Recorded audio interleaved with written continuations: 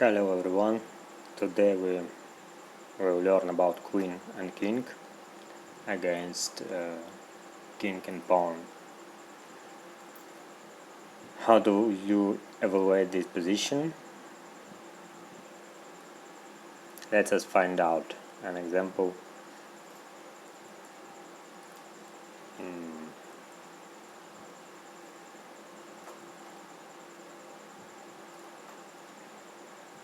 Black want to bring the queen near,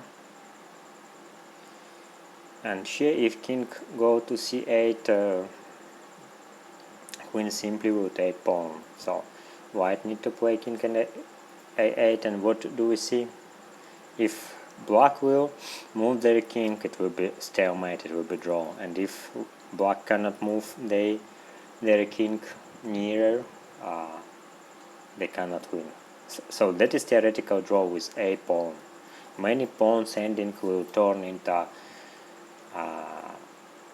queen endings or pawn against queen endings. We need to know, if we want to know pawn endings, we also need at least a little bit learn these types of endings. Okay, that's very simple example. Move to another example. An example, d pawn. We take d pawn, and in this position similarly queen move like a snake from square to square and move closer to the pawn. And now queen attack the pawn, king move to protect it, and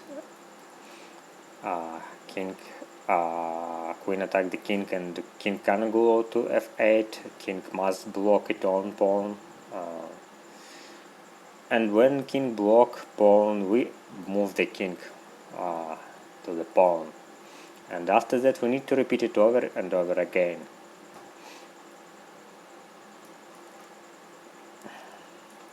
And again attack the pawn, king protect the pawn, and we attack the king, king will block the pawn, and we repeat it till an example. This sometimes we can go through the pin, and again we repeat, and again block, and here already enough, just queen c6, king block pawn, and king a6, black will take the pawn. Very simple, just move like a snake and bring your king when king block the pawn. Okay, what do you think about c pawn? Is there any differences between c pawn and d pawn? How do you think? You can take a pause and try to calculate variations if you want.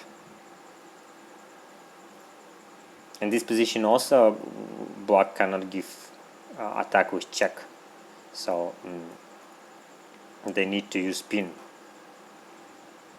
Oh, sorry, there wasn't set up like that is the move of black. Okay, here is white to move. We simply take one move here. It's maybe not the best option, but okay. Okay, let us move from this side. It's quickly queen d7, but I want to repeat the same situation when we attack the pawn. That is very important situation. If now white play king c8, black simply move the king and repeat it again and again, and there will be no difference between d and c pawn. So I hope you already know how to play for white in this position. Please, you can take a pause if you don't know and think a little bit more. Okay, white need to move, of course, king a8, and now we see king don't block it on pawn, and after queen c7 there is stalemate. So, and the black king cannot move to the pawn because white still threat c8 queen to promote the queen. Okay, and one more important position, a pawn to. Is there any difference between first position and this position? So take a pulse and calculate variations. Can black use their active king here? Yes, and right answer, yes, they can. Again, move the king with as a snake. Oh, something happened. Okay, but here black can win because the king is very active. King b6, and